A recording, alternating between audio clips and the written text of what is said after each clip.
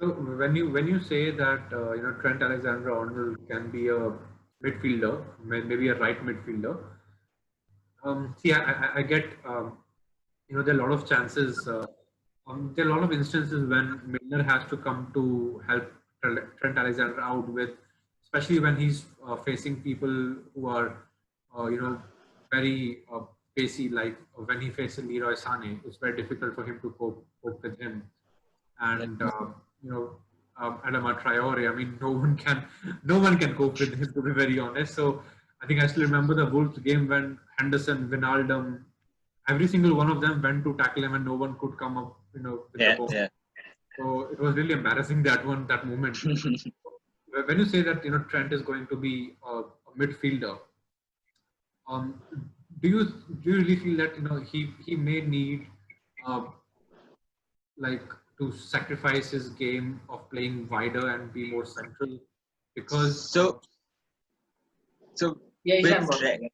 so with Trent, like when Linders and Gerrard were with the academy, so he used to play as a number six, Exactly. Trent.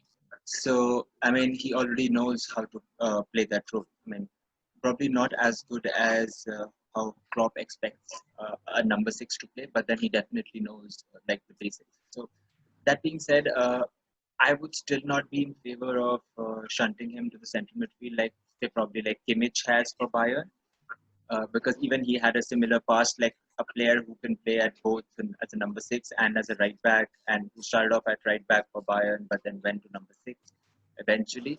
So I don't think so because with the kind of impact which he's had from right back, I think he will be inspiring kids to play as a right back.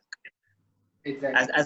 as as Carragher said to Neville, like nobody aspires to be a Gary Neville or a right back. Everybody aspires to be a centre back or like a right winger like Beckham, or like a centre back like say John Terry or a Rio I think Ferdinand I or think whatever. Salah told that to Robertson as well. Who dreams about going up to the left back? so I so mean, so go on yeah, this thing. yeah. About Trent, the factor. I mean, I also probably agree with Ishan here. I also want Trent to be a right back for throughout his career. I don't want to see him move into midfield. And my reasons are that he's still really, really amazing right back. I know he has his weaknesses in defense, but his positioning sense is really good most times. His Yeah. tackling also has improved. I mean, he's not someone who's gonna like go and do a Spider-Man tackle like Van Bissaka. He's not. He's Yeah, not. I mean, I know he goes forward a lot often, but when he defends, his positioning is really, really good, which is actually a positive sign. I mean, the only weakness probably I see from Trent, or the only huge weakness I see is his 1v1 defending, which I think will obviously improve as years pass by. Yeah, I mean, he, he's yeah, facing I think Sadio Mane. I think with respect to the 1v1 defending point, if you look at over this season, I think he has improved a lot as compared to the last season, Exactly. like a lot. But Exactly. still, Yeah. like one thing which I think personally is a problem with Trent while defending is like while he's like doing the tracking back from like coming from an attack.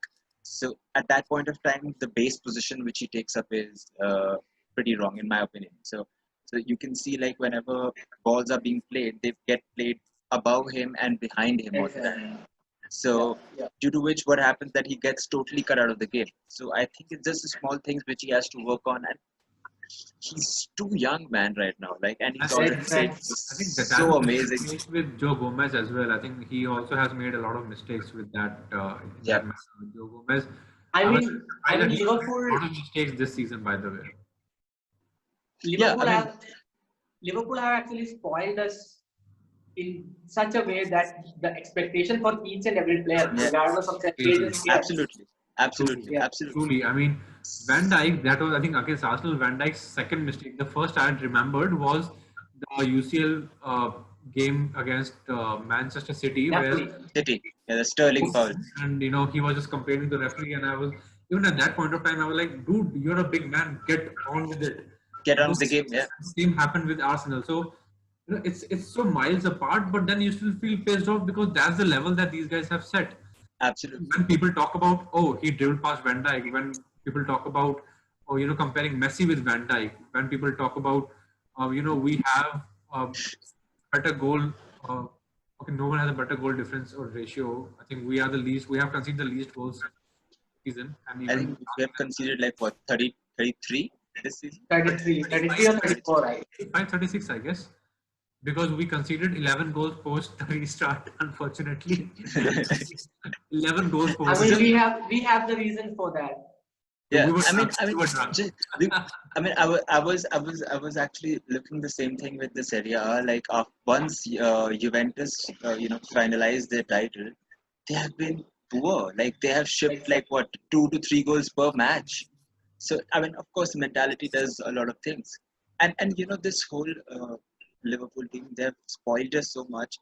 We keep on forgetting that Joe Gomez is only 23 and Trent is what I think 21. I mean, they don't look like that at all. I mean, No. the kind of composure and calmness they've shown and the kind of ability they're showing, it's like they've been seasoned pro for a decade. So Exactly. that's It's testament amazing. to the work. And coming to your point, when you talk about Juventus, just pulling out, pulling the foot off the gas, and Yeah. it's kind of scary also at the same time, because now we literally, I mean, it's still amazing. I mean, we have won the Champions League, we have won the Club World Cup, we have Premier won League. the League. Now what? Obviously, Treble. I said a all over treble. again. Obviously, we try to do it all over again, but it's just that there's some sort of a scare, a nervousness in my mind, at least. I can only talk about myself, obviously, that let's not take the foot out of the gas, The and gas. Yeah. even if we're not reinvesting, let's set up some goals or targets, maybe Yeah. invincibles, maybe a double or a treble. Treble is going to be quite difficult if you don't have squad depth for obvious reasons. Yeah. But Yeah. I mean, we surely can do the double. I mean, we could have still been in the Champions League if the team were. I mean, we just won off against Atletico. We just scored a goal like 5 minutes. We were just 5 minutes late to score a goal, and I think that was it. I think that's the most depressing game. Yeah, I mean, I actually remember the game because I went to watch with the local club here, and I had an Arsenal fan who came all the way from London sitting next to me. He was along with a United fan who was his best friend, again, came from London, and they both were sitting, and they were like, "Oh man, Liverpool have been so good. Liverpool have done this. Liverpool have done that." And they were all praises, by the way, for us. I mean, an Arsenal Manchester United fan little talking about. And when Atletico scored their first goal, I just looked up to them and I told them, you know what, if there's any team who can come back from this, it's Liverpool. And they were Yeah. like, we agree. We agree. Yeah. Unfortunately, that didn't happen, but I think that's the mentality that we have, installed in this team, right? We literally have that mentality monster thing is real. Yeah. But how do we push ourselves even further now that we have won everything? I think, as I said, like I gave the example of Ferguson, like because he knew that he's winning constantly, he kept adding more competitiveness in the squad, and that is the only way you can actually push the present players to their max. And because like we have seen Salah say probably scoring 40 goals a season, like we think that's his max. But what if we get like say we would have got like a Werner who might have pushed him further, and what if we would have seen him get a 42 goals in a season because he wants to play in every match, he wants to score in every match so that he stays in the starting 11. So that's how competition inside squads work. So I was really hoping for Werner purely because of the increase in competition. But keeping that in mind, like since that's not happening anymore, and I just hope like we sign at least one wide forward. Like we purely need one wide forward for sure, because I don't think anybody who sees Liverpool can definitely say that Origi or say even Shaqiri does not give that kind of competition to Mane or Salah. Is there someone I think we need a wide forward who's like a big pacey as well. Yeah. Just to keep, So do you guys have someone in your mind? I mean, again, coming if you were Klopp or John Henry, not John Henry, if you were Klopp, who will you be looking at? Will you be looking at the relegated teams, or will you be pushing, for a signing? Maybe someone like Jimenez, maybe someone like Traore. I mean, Traore may be a good from off the bench, but I don't see him like maybe as a futuristic signing. I don't see him as a Liverpool player in like 3-4 years. Then you have obviously players from the relegated teams. You have Ryan Fraser. I mean, we literally won the Premier League. We talk about signing Ryan Fraser, but then again, that's something that I mean, No, I think we are at. Like, let's be realistic, right? So there's no I point think if you about Mbappe at the moment. I think if we would have like really wanted Fraser, we would have signed him because he didn't even sign the extension with Bournemouth. So if we would have really wanted Fraser, I mean, he would have signed for us already, I feel. And apart from that, like if you talk about say like somebody to give competition to say if it's Salah, uh, I mean, again, it totally depends upon like if Liverpool are seriously interested in Mbappe as well.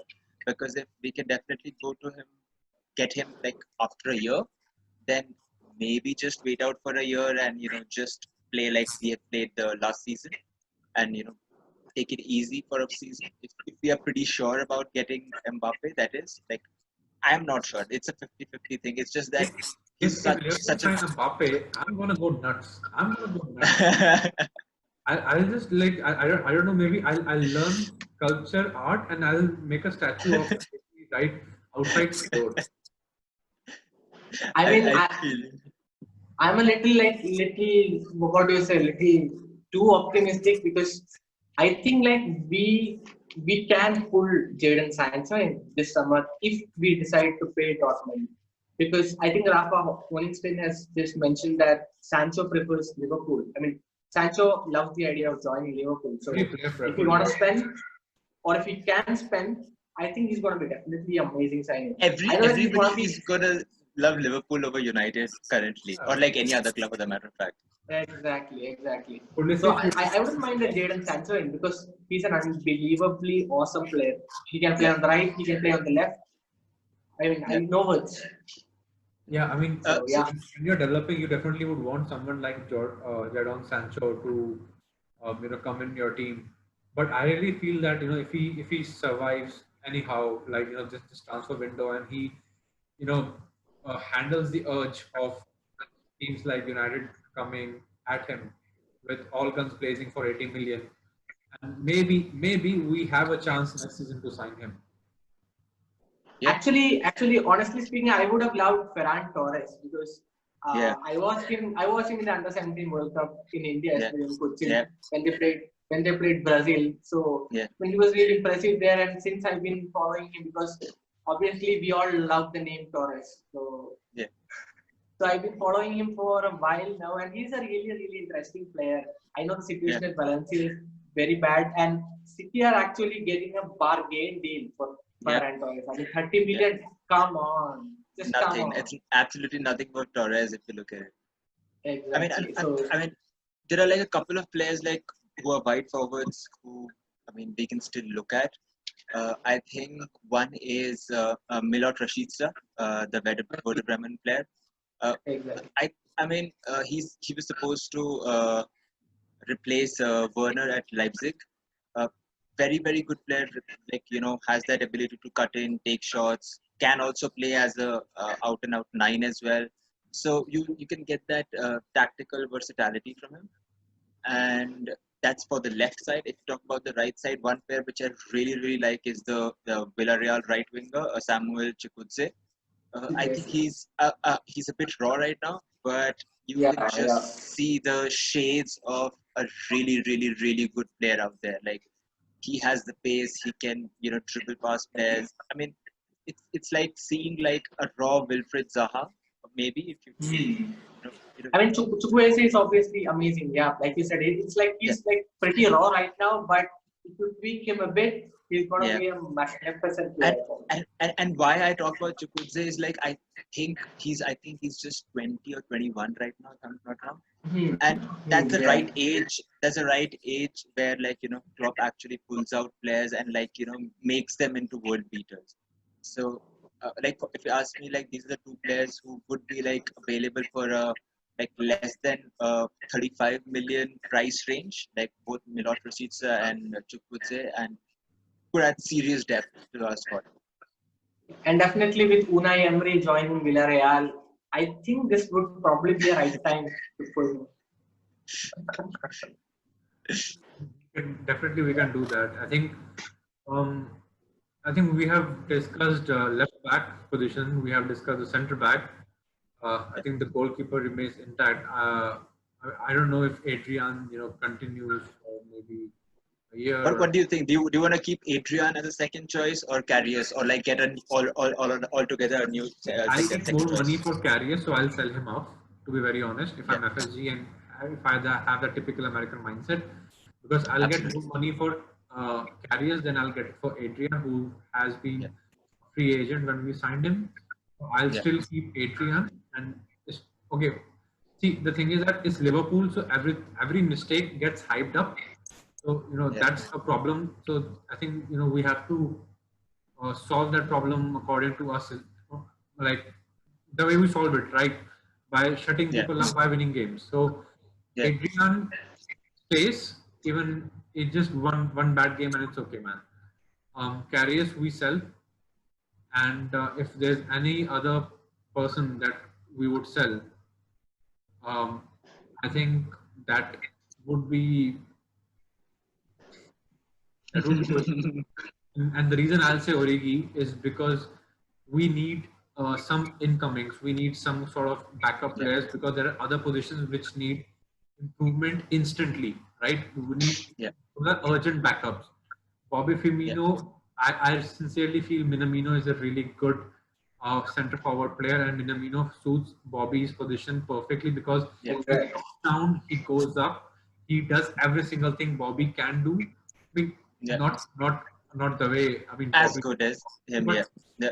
about the positions that he can take up. So, Uh, so we have discussed, GK, CB, left fullbacks as well. Nico is there, so I think we are sorted for right back for 10 years now. So we have discussed forward as well. Like, you talked yeah. about players coming in at 2021. What about the midfield? Hmm.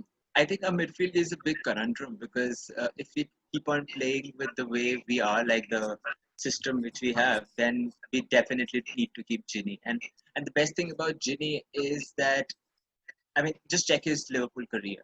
He's played at left back, he's played at centre back, he's played at right back, centre midfield, left wing, right wing. He even played as a false nine in a game. Talking about So Jason Miller. Barcelona away. even Barcelona Ginny, away.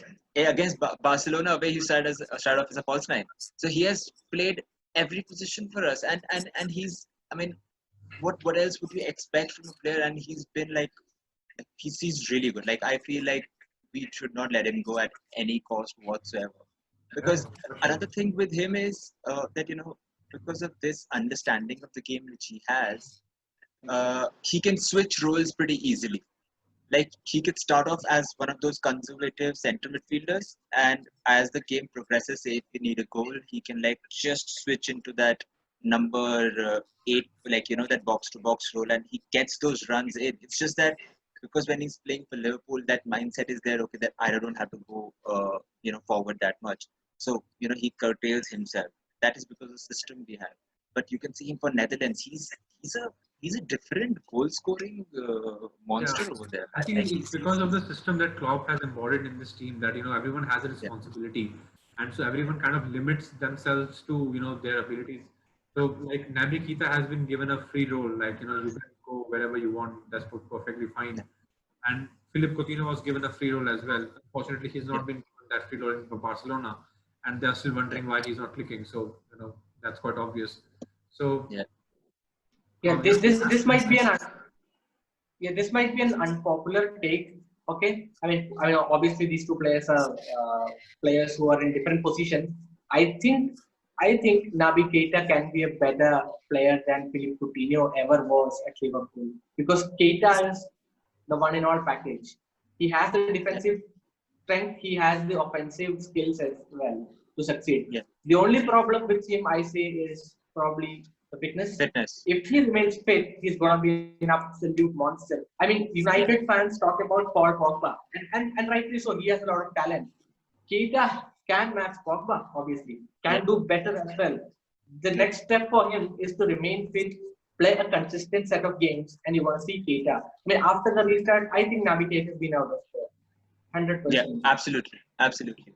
So the thing with Keita, like as you compare to like Coutinho, the biggest difference between the two would be like with Coutinho, you can see the flair being really high, like the flair quotient being really high. You can see him like just doing body feints all the time, and he's a very flashy player. Like you will see him taking like 5-6 shots, long shots in a game, which actually can be used to the benefit of the team as well. But with Keita, it's like he does the basics so pretty well that you just can't see his impact that beautifully as compared to like say a Coutinho or like or a Pogba or whatever. But then again, like if you see some of the games which he has played after restart, he has been phenomenal. Like Yeah. I don't know like what else would I want from a centre midfielder playing for any team. Like he had, like the kind of interceptions he's been doing, the kind of pressing work. Like I think that was against Brighton, the one which Salah scored from his press. Yeah. I mean, that was like a Xerox copy of what he did last season against Huddersfield.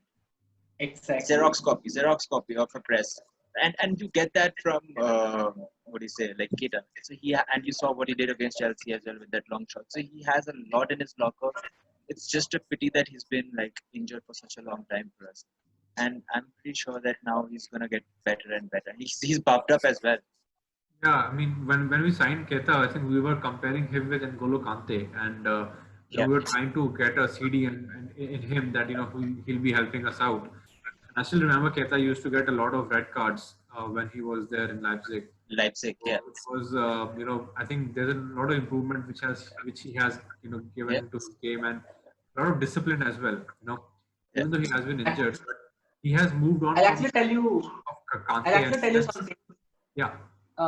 When he was at Leipzig, I mean Hassan Huttl was the manager then, obviously. So he used to play in a system which is not as good in position. Or they were never a position-based team under Hassan Huttl at Leipzig. So like the things he does at Liverpool right now, the passing, getting involved so much in the game. I mean he didn't used to do that. So you used to see him very much in the counter attacks. I mean, all the highlights all the highlight reels, all the highlight videos that we actually saw of Keita, you could see him actually dribble past players a lot, getting long shots, I mean, getting Werner inside in counter attacks. So at Liverpool, when he came in, he was asked to do a lot of basic stuff. And even if you look at his dribbling, initially he used to try dribbling at each and every opportunity. So his dribble success was a lot less. And since the restart, I think his dribble success rate has been, I think, around 89% or even more. Yeah. So, which means that he's now sensibly choosing when to dribble and when to make a move. That shows improvement, obviously. You look at his charts with Bruno Fernandes and also Paul Pogba. Keita's one is better. See, I honestly don't get the comparison with Paul Pogba, because I completely admit that he has been a really good player at Juventus, for France, maybe even to be honest, even my brother used to praise him a lot, that he's an amazing player. But ever since he has been to United, he's just been more of an Instagrammer than a footballer, to be honest. Because I really don't understand that how this guy makes into the team of the year 11 every single year. I have no idea what he does. I mean, he gets pushed off by Mane and he comes outside. I mean, remember that corner from Manchester United against us when we beat them 3-1? Yeah. How can you talk about? I mean, I don't see the comparison, because I find that very insulting to Keita if he's compared to Pogba. I mean, he may be a good player, but he was, right. That era is gone. It's just gone and done and dusted, right?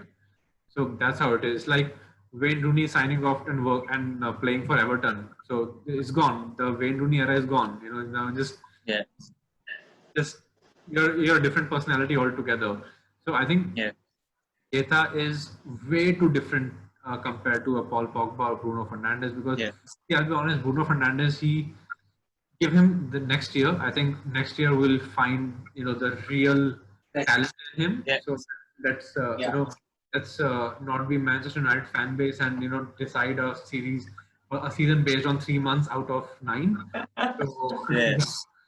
and because Also, just touching on the red card thing for Keita. I mean, the thing with Klopp and the whole ethos which he has created at the club is pretty amazing. Like if you see, Liverpool have been on the top of the fair play table since the past 3 seasons now. Running 3 seasons, we have had the least amount of cards, which just tries to show that I mean, he's playing clean football. He's not like it's not like fouls here there, like probably like your City. Burnley or Fernandinho City. breaking up play. So yeah, I mean, it just goes on to show that there's this thing which Klopp also does to the whole players which are coming in order to reduce the amount of cards as well, because 11 players on the pitch, the winning is easier as compared to 10. So it's simple, and Klopp knows that and understands that you can't just keep on like bam bam bam bam bam and just get a card. So yeah, I think the last red card which I can remember probably for Liverpool was of Mane against City. Apart from Allison. that, Milner, Allison this season got one. Allison also got, yeah, correct. Milner also got, no? Oh, is it? I, Oh, I can't did recall Milner that. did Milner go get this season, or it was the last? I don't I don't remember the remember. team against. I think it was the last season. I think it was last season Even against, I against Crystal Palace. Against Palace. It Palace. was last it was season. it was last season, I think. So yeah, I mean that's No, another it was brilliant. Palace. We won 4-2 that game. We won 4-2. It was 4-3, 4-3. Oh, no, 4-2. 4-2. It was in March. 4-2, yeah. Yeah. I think it was 10th March, I guess 7th or 10th March, something. Yeah. But still we managed, and I think it was Sadio Mane again, our goal scorer. Yeah. We talked about, Gini, we talked about Wijnaldum, and, obviously Jordan Henderson, I don't think there's anything, you talk about him at the moment. I don't, I think that the praises can go on and on for our captain and the way, the impact he has on his team, on and off the field. He has just brought a completely different dimension to the game. So keeping Henderson in mind and Fabinho in mind as well, who do you think starts as a center three? Do you feel? I mean, if I were to pick two set of players, like three each, I'll go with Henderson, Fabinho, and Wijnaldum. I'll go with Henderson, Naby Keita, and Henderson, Fabinho, and Ox. I'll go with Wijnaldum, Naby Keita, and Fabinho. Okay, so I mean, with respect to the factor. yeah, so with respect to the three, I think Klopp rotates them with respect to what is required against the opposition. So if you look at say when Chamberlain is there in the team, that is because he needs, because the block is going to be so tight that he needs a ball carrier to actually break that midfield line and go inside.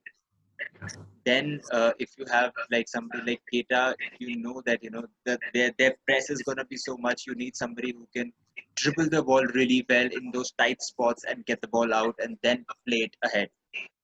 And if you have say somebody like probably like a Wijnaldum, then you know that your fullbacks, like of course Robertson, because Gini plays primarily on the left side, that Robertson is going to be so ahead that you would require a Gini to actually help him out in defense. So I think it's just the rotation happens more so on the basis of like what opposition we are facing. So I think like the most stable center midfield which we have stuck upon is like Wijnaldum, Henderson, and Fabinho. Yeah, so I think that's the most used one, and I think that's the that gives more stability to the whole team as a whole. Yeah, and I mean, in my opinion, I think Henderson doesn't probably suit so well when he plays as an eight or kind of an eight because he has a tendency of moving wider. I mean, likes of Henderson, James Miller, etc. They have a tendency of moving more wide. Henderson especially gets into the right half space if he plays on the right and tries to put in some early crosses and stuff. So I mean, like Ishan said, probably I think Henderson, Fabinho, Wijnaldum would be like the best midfield as of now. I mean, as a unit, but I wouldn't mind playing a Naby Keita, Henderson, Gini, or a Keita, Gini, Fabinho bit as well. I mean, Ox definitely I think is like in the bottom of the bottom of the list right now because I think he needs to step up a bit more. I mean, obviously, like we said earlier, the expectations isn't here; it's here. So I mean, I think Ox definitely helps when we need to play a little bit more direct, and we definitely need to shoot from distance and stuff like that. Yeah. So yeah, so I think Henderson, Fabinho, Wijnaldum, or Henderson, Wijnaldum, Keita, or Keita, Wijnaldum, Fabinho. All three of these trios work. But I think Wijnaldum should be there in any midfield. Yeah. I'd approach things. Okay, so you will take Wijnaldum any single day along with. I mean, see, Fabinho is definitely a starter, of course. Wijnaldum, so Fabinho and Wijnaldum for you are like the fixed ones. So you'll either pick Hendo or Keita. That's what you're saying, right? I mean, it depends. Yes, It depends on the would, team. Yeah. I would actually probably drop Fabinho at times. I mean, Hendo can definitely play that six. Yeah. I mean, in a different way. I would put like that. So I wouldn't mind dropping Fabinho at times, but I think Gini is kind of indispensable at times. Mostly, I think Gini is indispensable. Maybe if he's out of form, we could go with the Hendo, Keita, Fabinho trio, but that would be a little bit imbalanced, I would say. Okay, so like I say think if you're like playing sorry. Yeah. Like say if I'm saying like if you're playing a team like say Newcastle, okay, and we know that Newcastle is just gonna play on the counter. They play like a very 5-4-1, 4-5-1 formation. So and we know that now they've started playing with like Joe Linton is not playing, so you don't need that really high physical presence with him like a Fabinho. So you can just rotate with Henderson as a six and play Keita in order to break the stubborn low block of theirs and progress the ball. Whereas if it's say against like a City, then you definitely need a Fabinho instead of Henderson playing at a six. So I think all these three positions are so opponent centric from what like we've just seen Klopp do. So it just it's I mean if we are continuing with the same similar system, then I think it's going to be the same. But since we have been linked with Thiago as well, so I think we might be thinking of a different system as well. Yeah, 100% agree with that because I don't think like Thiago. I mean, it's going to be hard for Thiago in a 4-3-3 or for Klopp to pick the ideal midfield with Thiago in a 4-3-3 because I don't think Thiago Keita together is going to be a lot balanced. I think it reeks of imbalance. Keita and Thiago. Thiago brings Maybe a 4-2-3-1. Thiago brings another dimension altogether. So he changes the dynamics completely. So when we talk about sometimes we talk about Liverpool not having a plan B because we lack creativity in the midfield apparently. So I think Thiago is that player who kind of fills the gap if we have that gap. Yep. So, that's a fair bit of point. But I think we all left Alex Oxlade-Chamberlain somewhere in the midfield. So, but Klopp does seem to play him, on the wider role instead of Salah at times. So, do you feel that it's his position to play because he did flop there in a couple of matches, but in the last match, he did provide an assist. I mean, not the last match in the Chelsea game, he did hand out. Yep. So I think with respect to Ox playing on the wide, it's not a favored position for him. Nor does it like work really well for him as well, because. I mean, he's a proper center midfielder, like a box to box center midfielder who, like take the ball, run with it, take the shot when it's required, and put the ball in when it's needed as well. So, I think we all remember how good Ox and Salah that combination was from a couple of seasons back as well, like when we went to Madrid, uh, and when we lost to Madrid, sorry.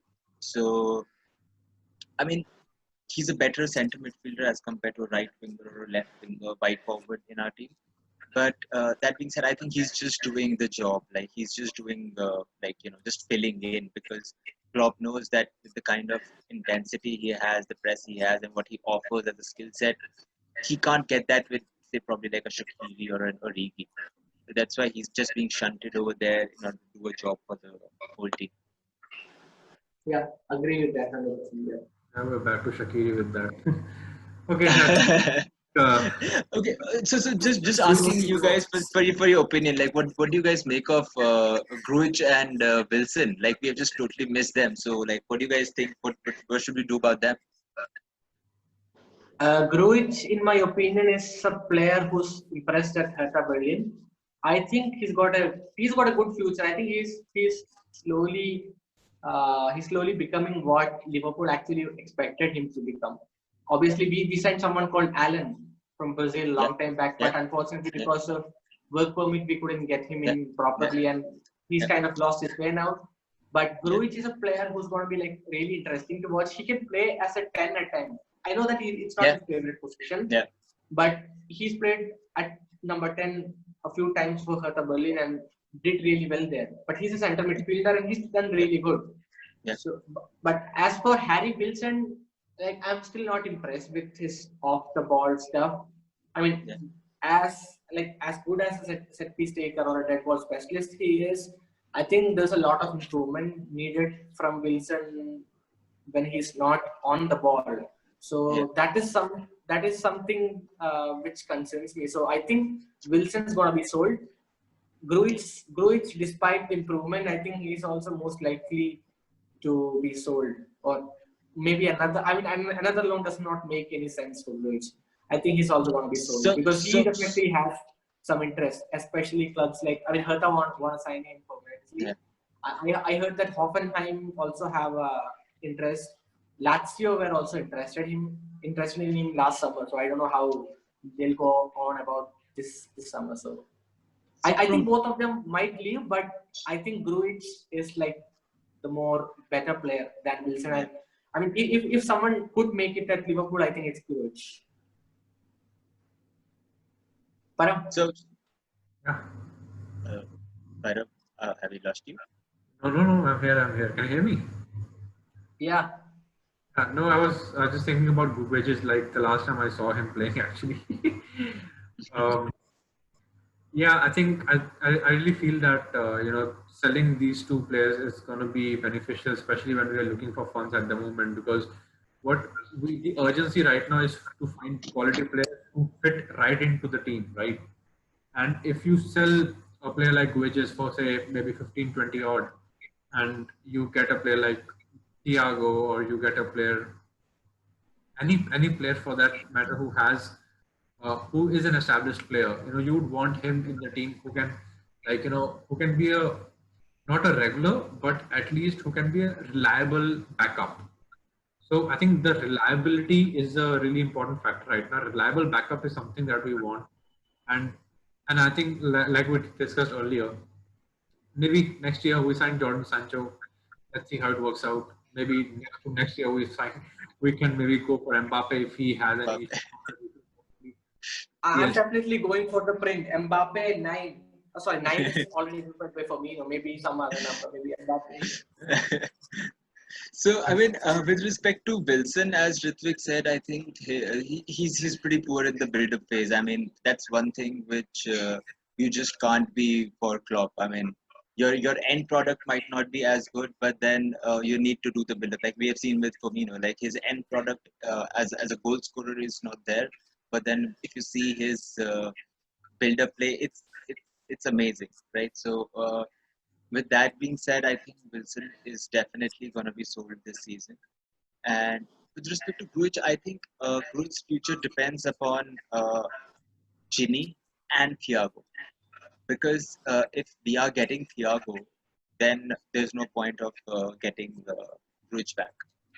And if we are getting say Ginny is leaving at the end of the contract, then I think Grujic can be a really, really good replacement for Ginny in that kind of a role. So we can just loan Grujic out for another season, probably again to Hertha Berlin, and he can develop more over there till the time Thiago also comes as an attacking outlet. And by the time if Ginny is leaving next season, then probably Grujic just comes in and slots into his position. So I think Grujic's position is a bit precarious because what our midfield is right now, whether Thiago comes or he doesn't come, whether Ginny signs an extension or not. So it's all kind of not dependent upon him. But I think if we even sell him, we are gonna get easily 15, 20 million easy for him. Which, as you said, Param, like we can invest in like players with instant impact right now. Exactly. It's going to be, and with the sound of it, by the sound of discussion, it really seems that the next 3 to 4 months are going to be really tricky for us as fan base. It's going to be like a seesaw. Yeah. It's going to be, I feel like it's going to be down to the wire. I sincerely hope if FSG are looking for a player, they just buy him out and not, tease him. And, because what happens is, as we have seen, right? If we go in for a player, there's another club who comes in who obviously for some reason has more budget than us. They kind of, then what happens is that they raise their price. Now there are rumors that he's in for Thiago and have quoted 30 million. So why would a club, sell Thiago for 25 million and not 30 million? So that's the whole point. And then again with PSG, you are guaranteed a title every single season. Irrespective of whatever league title it is, you're still guaranteed a title. That's kind of unsure here in the Premier League. So, that's one thing again. So I think if FSG want to go out for a player, I think it's better that they just go all out for him, rather than playing another, Virgil van Dijk saga number 2, because they could have got Virgil van Dijk for cheaper if they wanted. Yeah. But then, so what I think right now is like, I'm just like, guessing, guesswork. So, I mean, you see the economic situation of the world due to the pandemic, and you see the position where Liverpool is in, like with respect to say your league titles, your Champions League titles, and the whole the image of the club and the Klopp and everybody. So you see that we are at the top right now, and everybody is looking up to us right now. So we can actually take our foot off the gas and say, okay, fine, this is our price. If you want, like the player knows that if he wants to come to Liverpool, I mean, just put in a transfer request probably. Like I think that's what they're trying to do in order to drive the price down, because they know they don't want to spend like an extra 10 million just to make sure that the club sells that player to Liverpool. So they're just using that that image of Liverpool which they have right now, along with the the tight pockets due to the pandemic situation, and I just think they're trying to play according to that. I think this all depends on the player as well. You saw with Van Dijk. I mean, Klopp definitely wanted Van Dijk to wait for a bit. Van Dijk waited. Van Dijk came. Naby Keita, the deal was very hard at that time with Ralf Rangnick. It was very hard. It was a very hard negotiation. But we signed him one summer in advance, asked him to wait for a year, played at Leipzig, came back here. I mean, if we strike a deal with Thiago, and if Thiago really wants to come to Anfield, I definitely think we'll get it our way.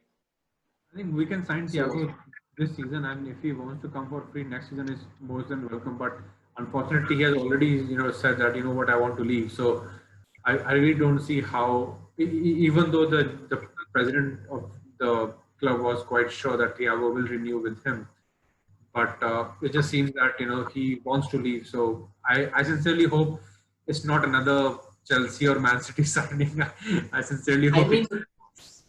I mean, if Thiago thinks he's definitely going to go to Liverpool and he's not going to choose any other club, if that's what Thiago wants, I think we have the upper hand here. I think Bayern are not definitely the guys. We have the upper hand in all the transfers we are linked to. We have the upper hand in Mbappe. We have the upper hand in Sancho. We have the upper hand in Pulisic, Werner.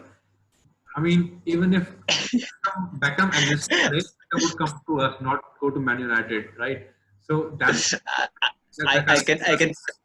I can completely feel where this conversation is now heading towards.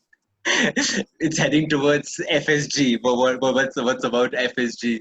No, but So that's how basically it is. It's just that yeah, no, I'm not completely. I'm not like against it. I'm just saying that yeah, it just feels a bit, you know, it just feels like you're kind of losing an opportunity. That is it. You just feel like you're losing an opportunity because the players we are talking about right now, they are 20 years old, they're 21 years old, they have so much to prove, and they are future talent. They're already proven themselves at 20 years old. They have still so much to prove in their future for in a different league altogether.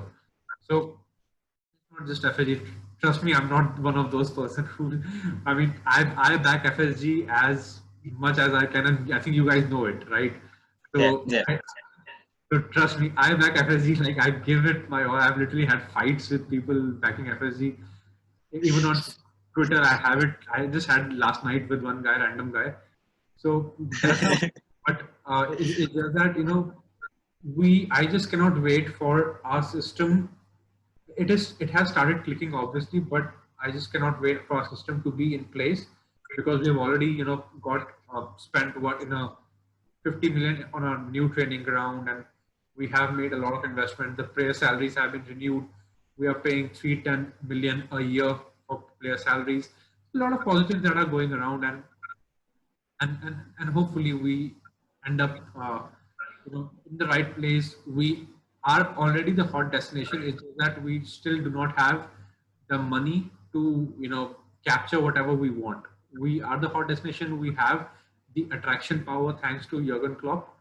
I still don't know what or what we will be without him, but we just still feel that this is an opportunity right now where we can sign good players and we should do it.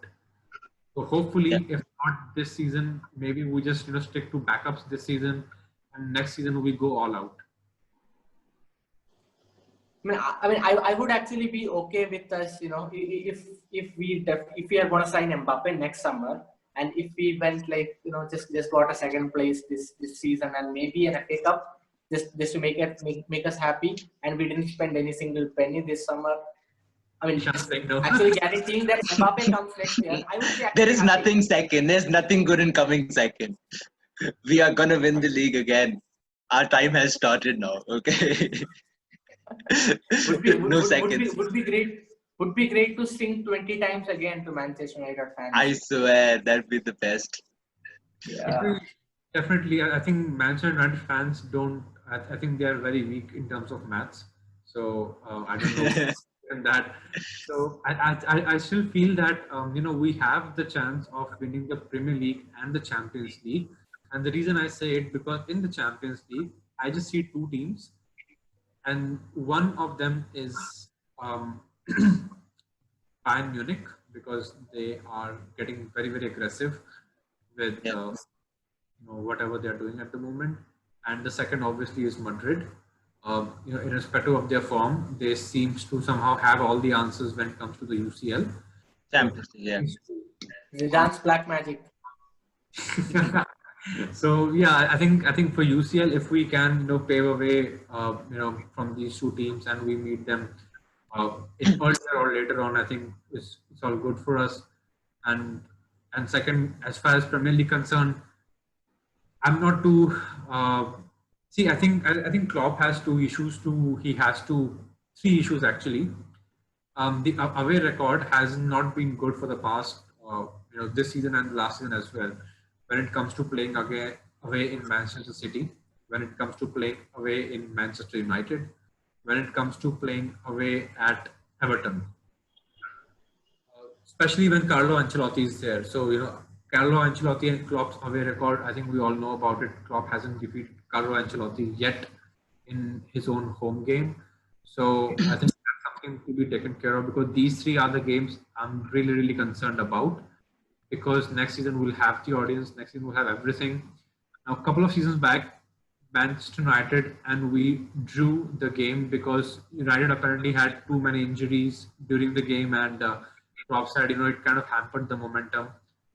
It may have hampered the momentum, but still, we should have seen that game through. The most recent one, Origi was fouled, and I mean, God knows what VAR was doing at that point of time, and the goal was given. Lallana equalized, so we still have that 1-1 draw at United. But you remember when City came in with all that money, they defeated Manchester United by 6-1, and they Yeah. so that was their announcement, right? That we are here, and we are here to beat you in your own game. That was the announcement that City made, right?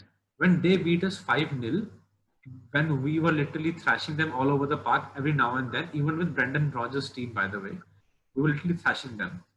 And they made an announcement that, irrespective of we were down with 10 minutes or whatever the issue was at in that game, but they made themselves heard. Like I mean, everyone could feel their presence that this is a force that's coming up now. So we need that kind of game against United, against City. We have had a 4-3 win against City. We have kicked them out of the UCL. We have a 3-0 win as well. But we need that. For me, we need that statement win. We need 4-0 or 5-0 or 5-1 win against these two teams to make that statement. And to I mean, we are Premier League champions. We are the champions. But I'm talking about making a statement. Clearing out all doubts, that there should not be any doubt that who's the boss. Yep. Expectations again. And that's how exactly how the Spanish teams run, Barcelona and Real Madrid. When you set Exactly. have that winning mentality, the only way you go is up. Exactly. I mean, each season you actually move up and up, and because I mean, there's no limit. There's no limit up high. You just go and do that. Exactly. Even when we are talking about signing Lewis and Ryan Fraser, at least, but we are still at the same time we're also talking about Mbappe. Oh my God. That's just us. Like, I mean, that's how Liverpool has been in the past 10 years. Just so much of seesaw we have been through that, but we have still believed in the system. We have still believed in our team, and that's the kind of culture we at Liverpool have, which not every other team has. So yeah, I mean, let's see how it works out. So I think if there's anything you guys want to add for the transfers, I'm sure there's going to be. It's been a really long time that you have been talking. I mean, nothing much from my side as of now, because I mean, obviously, let's wait for a month and see what happens. Yeah. What that means is Ritwik just wants to say that if you don't want anybody to sign, it's okay. Just get me Mbappe 2021. That's all he wants to say right now. Yes. I'll sacrifice Mbappe for Coutinho. I'll sacrifice Mbappe. I say, well, I think Mbappe has that that he has that swagger at such a young age that it takes years and years for people to reach that kind of swagger, but he's just too good. He's just too freaking good. Yes, I mean, playing for Monaco. I mean, just imagine Trent and Mbappe on the right side. Trent and Mbappe on the right side. Oh my God. Selling us dreams already. Yeah. Probably by the time this video is released, I just hope we don't get to hear the news of Mbappe signing an extension. That'll be like a fucking, knife through the heart. I think that's okay. I think we are quite used to it as well now. Because like I said, like every player wants Liverpool, but unfortunately not every player can come to Liverpool. That's just how it is. And we're okay with it as long as we win titles. I mean, as long as we have a winning team, as long as we grow, we're perfectly fine with it. I think there are going to be a lot of more Mbappes along the way, 10, 20 years from now. So hopefully, we keep on. 10, 20 years in a year from now, I certainly hope we sign them more than being linked to them. So I hope that's one thing that changes. Right, guys? So yeah, perfect, man. So thank you so much, guys, for your precious time. I think how long we have been in this discussion. Night already behind me. It was afternoon when we started. So thank you so much for your really important inputs, and it was lovely talking to you. Lovely discussing the team. Lovely discussing the transfers. Thank you so much for spreading your knowledge out and helping with every single input that we could have asked for. Same thing. Thank you. Same thing. I mean, yeah, I think I enjoyed so much this talk. I don't know what time it is right now. Is it 8? Yes. 8? I have no idea. Oh, Just check. It would be touching 8, I am guessing. Yeah, it's past 8. Yeah. oh. 2.5 hours. So I think it's a brilliant discussion, man. Thank you so much for having us, man. Like, thank you so much. Definitely, man. I obviously loved it. Next time, I'll make sure that this time we discuss transfers. I have a couple of topics with me.